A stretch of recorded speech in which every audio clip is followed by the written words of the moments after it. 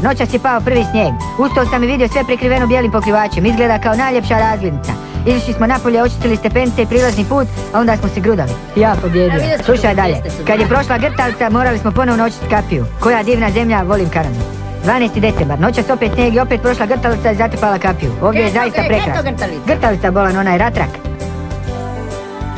Kaže 19. decembar, opet snijeg noćas. Nisam mogao izvesti auto da odem na posao. Ovdje je zaista divno, samo sam malo umoran od lopatanja. Opet jebena Grtalica. Ovo bijelo govno opet je padalo čitav noć, a dobio sam žuljeve od lopatanja i leđa me bole. Onaj majmun s grtalicom ko da se krije iza ćoška i čeka da ja očistim ispred kapije. Šupak. Kažu da će noćas napadat 30 cm oni bijeli govana. 28. decembar. Prognoza je bila loša, palo je pola metra. Ako ovako nastavi neće se topiti do ljeta.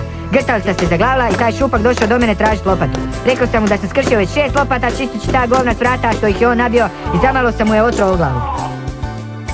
4. januar. Najzad izišao iz kuće. Selim na Floridu. Pun mi je kurac svega. Ne mogu zamisliti kako neko normalan može živjeti u toj jebenoj Kanadi.